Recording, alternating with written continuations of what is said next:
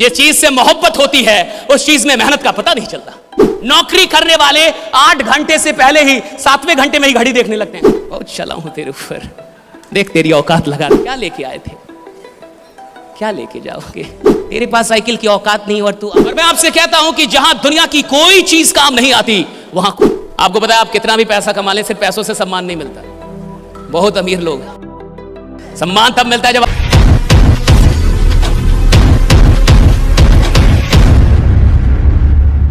देखिए आप फ्री की सफलता चाहते हैं।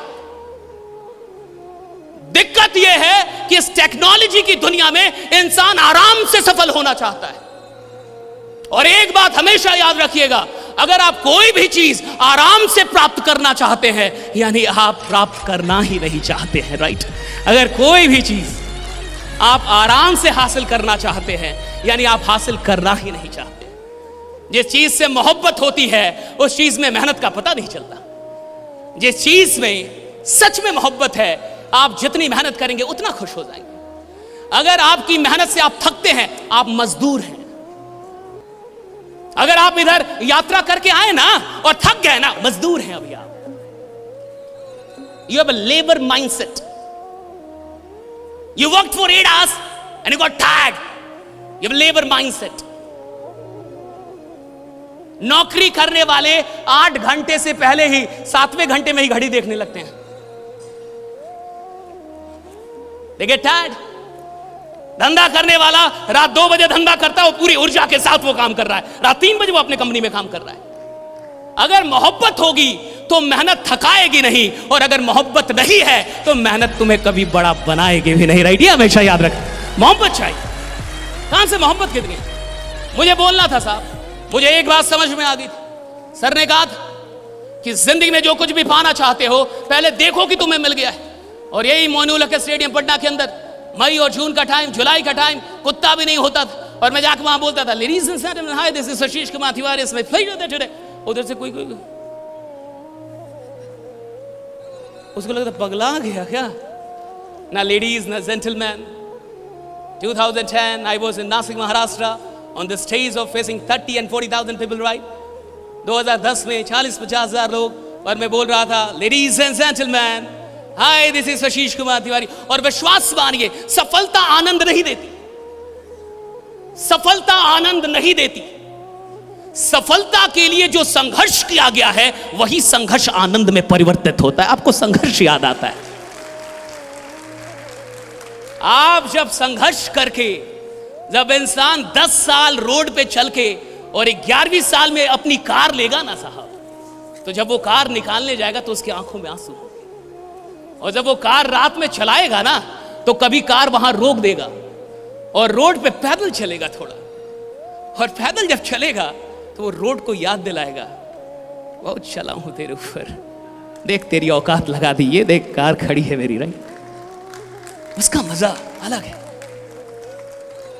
जब आप मेहनत करके कोई चीज लेते हैं उसका मजा, क्योंकि मेहनत में आनंद है। आपको लगता है उपलब्धियों में आनंद है, उपलब्धियां तो क्षणिक आनंद देती है। जो परमानेंट आनंद है वो तो संघर्ष का है। और मैं आपसे इतना कहूंगा कि इस मौके को ऐसे मत जाने दीजिएगा। जिंदगी में कई मौके आए होंगे और हाथ से निकल गए होंगे। इससे पहले भी आप कहीं जुड़े होंगे और छूट गए होंगे। इससे पहले भी कुछ ट्राई किया होगा और नहीं हुआ होगा, राइट?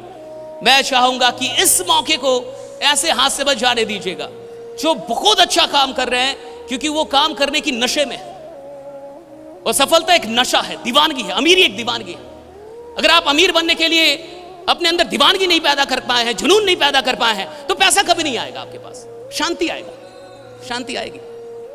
और भारत में सिर्फ शांति ही है।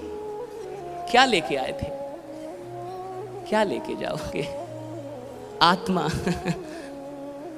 अजय अमर है।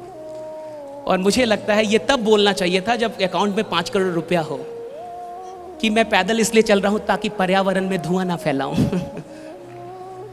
तेरे पास साइकिल की औकात नहीं और तू आदर्शवादी इंसान बन रहा है, ये सही नहीं है। Logics should not be used to defend your weakness. अगर तर्क का इस्तेमाल अपनी कमजोरियों को बचाने में आप कर रहे हैं तो आप खुद को मूर्ख बना रहे हैं। बी रिच, अगर आप किसी ऐसे सिस्टम के साथ जुड़ के करोड़ों रुपए नहीं कमाते हैं, आपने बेईमानी की साहब। अगर आप ऐसे सिस्टम के साथ जुड़ के अपने सपनों को पूरा नहीं करते, आपने बेईमानी की साहब।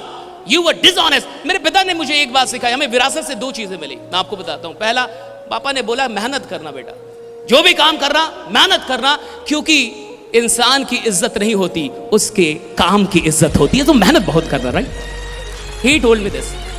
The second thing he taught me that remain honest, ईमानदार रहना, 2 रुपए कमाना ईमानदारी से कमाना, बेईमान मत बनना। सो बी ऑनेस्ट, जो भी काम करना 100% करना, वरना मत करना।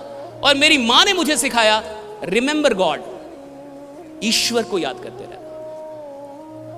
और मैं आपसे कहता हूं कि जहां दुनिया की कोई चीज काम नहीं आती, वहां खुदा काम आ जाता है। राइट, वहां ईश्वर काम आ जाता है। I have these 3 assets in my life: honesty, hard work and God. And I want to give it to you, right? Remain honest. आप यहां बैठे हैं, 100% बैठे हैं कि नहीं? This is honest. आप किसी को सुन रहे हैं, 100% सुन रहे हैं कि नहीं? This is honest. आप अपना काम कर रहे हैं, 100% कर रहे हैं, This is honest. आपने तालियां बजाई, 100% बजाई, This is honest. हर छोटी चीज आपकी ऑनेस्टी को डिफाइन करेगी।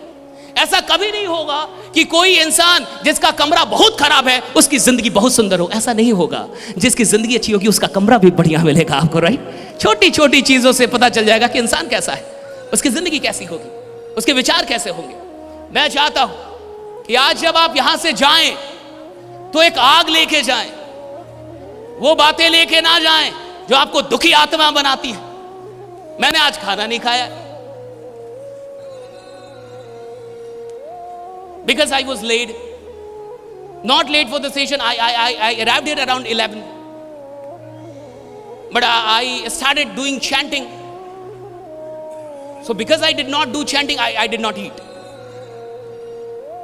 तो अगर आप सच में यहां से कुछ लेके जाना चाहते हैं तो इस बात को लेके जाइए कि आज ये मंच और ये ऑडिटोरियम का मैं सिर्फ एक हिस्सा हूं।